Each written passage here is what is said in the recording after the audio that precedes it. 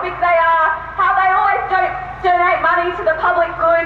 So I wanted to talk about a little bit of this, because one thing that was reported on recently is 2 weeks ago they topped the Dow Jones Sustainability Index, and this is because they've actually refurbished their lovely offices here with some more recycling bins, some more efficient printers, some non-drip taps, which is all wonderful, I'm sure we can agree. More importantly though, ANZ is actually the biggest financier of the coal industry in this country. In the last 5 years, they have donated $1.6 billion to coal mining and coal infrastructure. So I don't know about all of you, but a few recycling bins doesn't really cut it, I think, given that they spend 6 times more money on the coal industry than they do on renewable energy. But ANZ also have an interest in international affairs, not just what goes on in Australian industries. And so they actually donated in 2007 $37.5 million to Lockheed Martin, which is the biggest manufacturer of cluster bombs. If people don't know what cluster bombs are bombs that are made up of lots of little baby bombs, which disperse across a very wide area, and when they don't kill people immediately, they exist sometimes for decades, acting as sort of little landmines in the country. So shame on ANZ. And more than this, when asked about why they donated this money to cluster bombs manufacturing, they said they did it because they thought it was in the national security interests of this country. Because we all know how under threat we are from Iraqi civilians these days. Alright, but the 1% here, ANZ, and Mike Smith, who people might know, is the head of ANZ, he's the CEO. He looks a little bit like Robert Doyle, same kind of ruddy complexion, same kind of paunchy kind of look. It's not just that they contribute to all of these things, environmental destruction and war. It's also that it's companies like ANZ that are responsible for the inequality of the 99% right here in Australia. So 2.2 million people live in poverty here in Australia. Meanwhile, ANZ announced a 19% profit increase yesterday, and that's on top of their 53% profit increase that they experienced last year. And the bank's argument is that what's good for them is good for us. The more profits they make, the higher their share prices will be, the better off we'll all be. And I, for one, don't really buy this trickle-down economics approach. The idea that if my mobile phone bill's more expensive, my petrol's more expensive, I'm doing better.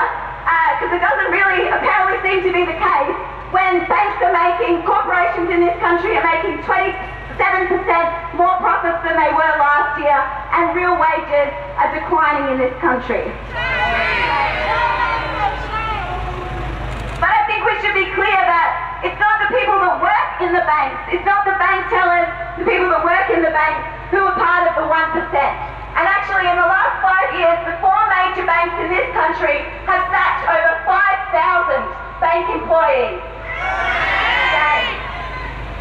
And they have denied a pay increase above inflation. So bank workers have actually suffered a pay decrease in the last few years. Shame. But as I said, not everyone in the banking world is struggling to hold on to their job.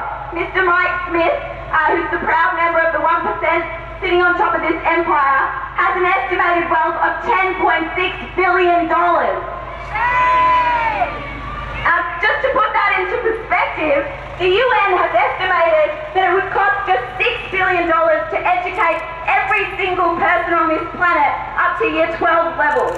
And then you'd still have an extra $4-point-something billion left over to, to spread around. This is the wealth that they're sitting on. So I think we need to say that we need to see real democracy and an end to this kind of corporate greed. We need to challenge these banks, this 1%.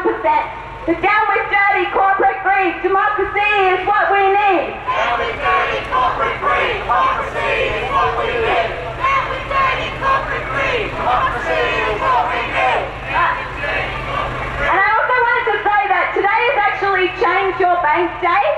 And apart from that being a bit difficult today in Australia because all the banks are closed, I also think that it's fine. I'm not exactly trying to boost ANZ's clientele, but I actually think we need to do more than that. I think we need to challenge the power of people like Mike Smith. We need to challenge their corrupt system.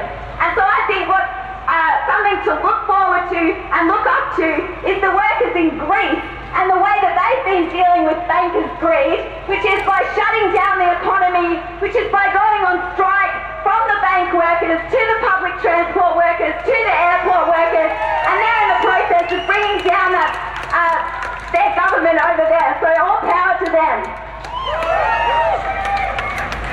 Hopefully we can see that in this country one day too.